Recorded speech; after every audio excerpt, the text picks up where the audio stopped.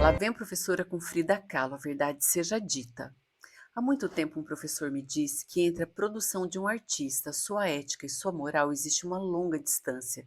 Então sempre devemos separar a obra da vida privada do artista, porque uma coisa é uma coisa e outra coisa é outra coisa. Mas no caso de Frida Kahlo, isso é muito difícil, porque suas pinturas são autobiográficas, quase autofágicas. A pintora nasceu no México em uma família de classe média católica. Seu pai era fotógrafo de origem alemã e sua mãe tinha ascendência indígena e espanhola. Aos 6 anos, ela teve poliomielite, uma grave doença que deixou sequelas e dores crônicas. Mesmo assim, ela apresentava talento para a arte e teve aulas com o gravurista Fernando Fernandes, só que sua pretensão era ser médica e não artista. Mas o destino tinha outros planos. Frida sofreu um acidente de trânsito que resultou em múltiplas fraturas na coluna, pelvis e pernas, entre outros danos. Ela tinha 18 anos e foi obrigada a passar por um período de 3 meses acamada e aí começou a pintar. Ao longo de sua vida, ela se submeteu a mais de 30 cirurgias e intervenções médicas duvidosas e dolorosas. A arte de Frida expressa seu sofrimento físico e emocional. Esse autorretrato, com colete ortopédico, pregos no seu corpo e lágrimas em seus olhos, é a radiografia da sua dor. Ela conheceu Diego Rivera quando ele pintava um mural na sua escola. Após se recuperar do acidente, ela procurou o artista para que ele avaliasse suas pinturas. O relacionamento entre ambos é notório. Ele era 21 anos mais velho e tinha duas mulheres, mas a conexão entre eles se transformou num romance tórrido que culminou num casamento desaprovado pela família de Frida. A sua mãe descreveu o enlace como a união entre uma pomba e um elefante. Entre altos e baixos, tiveram uma relação conturbada, abalada também pelos abortos de Frida. Em algumas obras, ela representa a angústia visceral dessas experiências, e há controvérsia se foram abortos espontâneos ou provocados. Diego era mulherengo infiel. O caso mais impactante para Frida foi o relacionamento do marido com sua irmã caçula, Cristina Kahlo. Ela também gostava de mulheres e teve suas aventuras extraconjugais.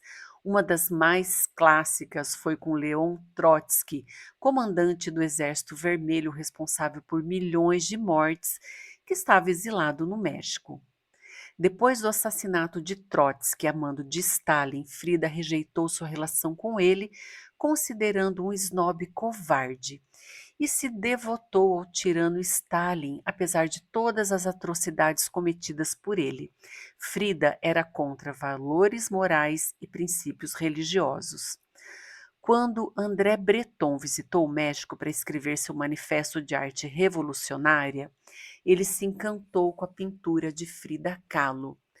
Breton foi o trampolim para a carreira internacional da artista, que realizou sua primeira exposição internacional em Nova York em 1938.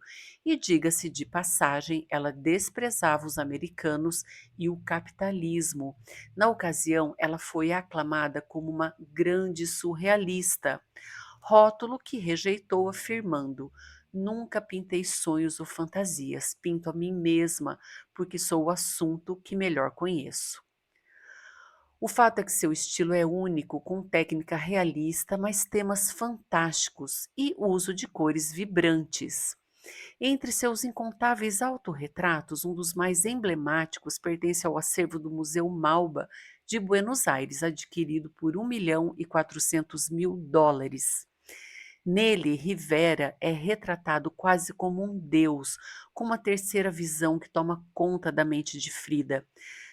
Pessoal, sabendo como ela sofreu por este homem, é bem contraditório que ela tenha se tornado um ícone feminista. Em 1953, sua perna direita foi amputada e sua saúde se deteriorou ainda mais por causa dos danos físicos e emocionais. E na foto dessa ocasião, a gente pode observar na cabeceira da cama da Frida fotos do Lenin, do Stalin, do Mao Tse-tung, do Marx, adorados por ela como santos de uma religião macabra. Em 13 de julho de 1954, ela foi encontrada morta no seu leito. Oficialmente, a causa foi embolia pulmonar, mas suspeita-se de suicídio porque entre seus escritos estava: "Espero alegre a partida, espero nunca mais voltar."